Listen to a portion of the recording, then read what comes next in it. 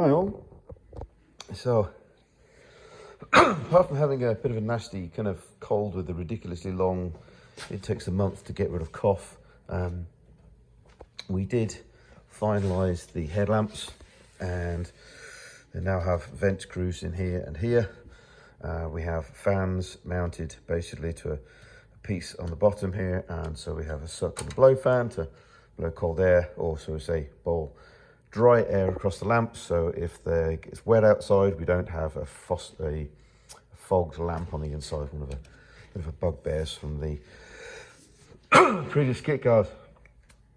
I've clear coated them, but unfortunately the clear coat needs sanding down, which is a bit of a shame because it just didn't seem to go very level. So I've got to sand that and put maybe a slightly different clear coat on it because it's just not quite as flat as I'd like. But both headlamps are pretty much done. Final revision of the lamp itself. Obviously this fan here is incorporated into the unit, so when it mounts, then basically this is the sucker fan here that sucks out the top. The lower fan mounts off of this and mounts onto the back of the headlamp. I've got to glue this on, and then it just allows me to screw the fan direct to that. So you can change the fans with just 4 screws if for whatever reason. So that was the headlamp sections pretty much done. So just a little bit of sanding and more clear coat. Tail lamps, finally wired them up today. Lamps are now in, totally assembled, all pinned up. I did produce a little quick subloom just to basically trial them out, because the last job I've got to do is actually where the join is here, is I'll split them and just put some silicone in there just to waterproof them. I don't want to put anything that's blue, because obviously just in case you ever need to take them apart for whatever reason, silicone you can just run simply a sharp blade and just run them around, and then basically if you need to open them up, but they're not O-ring seals, they're just basically silicone seals. So yeah, we've got the tail lights finally done. Now they are the housings are Cerakoted, so it's a form of ceramic coating, but you can do it on plastic because it has a no bake. You don't have to bake the plastic, or you don't have to bake the coating on. It does take a week to dry, and once they sprayed them, they have to put them in a cabinet, which basically is dust free, and then leave them for a week. So it costs a little more because basically it takes up room in their cabinet for a week, but you can do plastic, which is great. So these being not particularly too far away from the rear tail lights, then it's an advantage to have some form of heat reflective coating on it. So tail lamps are done. The rings that seal, because obviously there'll be a grill around here, so I'll cut the grill as neatly as I can around here, but basically then to make sure you can't see where I've cut the grill, they've got sort of trim rings that go on them. So basically this will cover up where basically you can see the edges of the grill. So trim rings are powder coated, and if you remember, these are the mounting brackets that allow them to sit basically and bolt into the body. And then this is the mounting brackets that then allows the outer bolts to be bolted to the body firmly. So they're all now black powder coated, so it matches the grill. So tail lights are, well, ready for me to finish the rear clip. Headlamps electrically, that's just a question of wiring the connectors and stuff up, and then making whatever loom that's got to be in the front. Due to my unfortunate sort of minor COVID thing, should we say, open the front. One of the jobs that I could do, at least when I'm sat on my bum recovering, was basically adapting all of these heater vents. Let's move that. Adapting all of these heater vents to their various parts. So we have here, this is our front air duct. So this basically will sit, if you can imagine, behind this duct here. So when the body sits there, this picks up the air. I really should get a better camera, but there you go. So this piece here basically bolts to the front of the bodywork there, like so. So it picks up air that comes out of the NACA duct here. Now that gets the air into the car. Then on the other side, basically inside the body, we have this piece. So this will be glued to the inside of the car, and that allows this duct now to go to a 2-inch piece of ordinary high-vac ductwork. Now then we have you can see there's a butterfly valve in there. So we can have a valve on the dash. We've already got the switch in. Excuse me. That basically means we can have recycled air or internal air.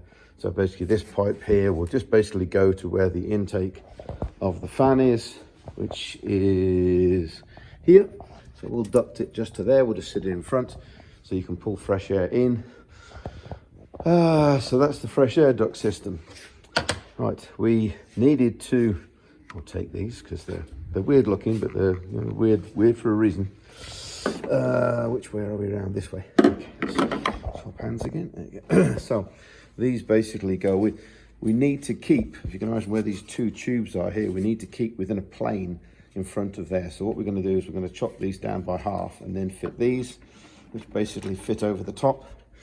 And then this fits a 2-inch hose and basically keeps it underneath where the dash cover is. And then we have the exact mirror, which then goes on the other side, and for the same reason, basically keeps under the dash. So now we have pipe here that then can go to the side, and there'll be a fresh air vent that you can obviously open or close in either side.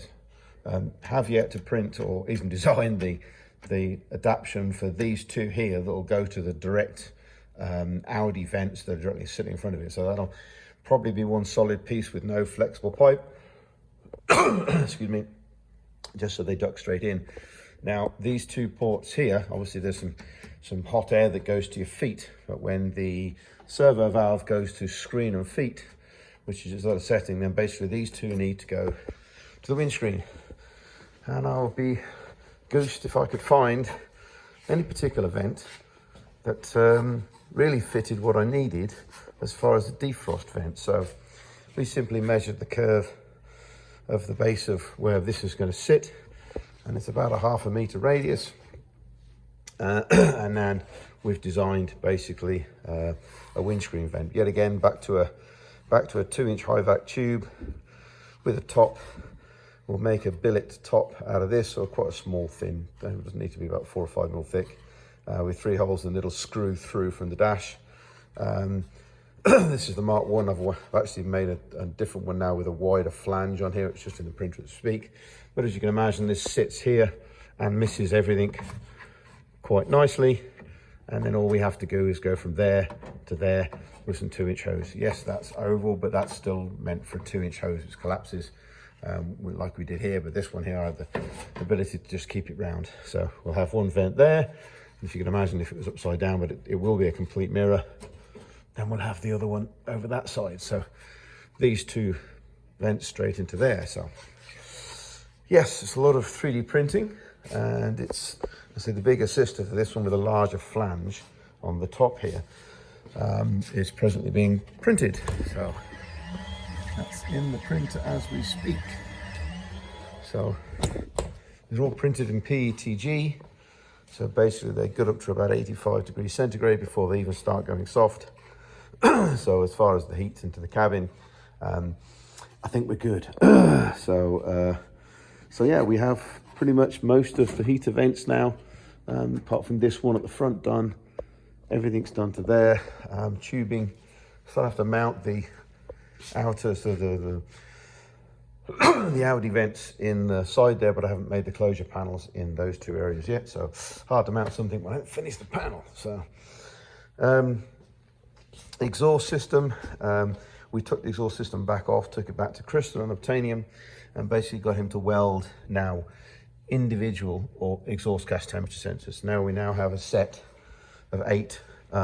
We did have a controller that would already control 8, so it wasn't really a hard push. Basically now we have 8 EGT sensor connections. They are kind of long, but we don't want to keep them different lengths They are 2 meters, so I can shorten them, but effectively one of them obviously is going to be right in this corner and the other ones are going to be far over there. So that'll be the shortest, that'll be the longest, but we'll keep all the sensors exactly the same length. We'll just have to lose some of the length in the side pod here a bit. It's not too, which isn't too hard a problem. So, but we can shorten about 600 millimeters. I bought 2 meter long EGT sensors, so we can shorten them.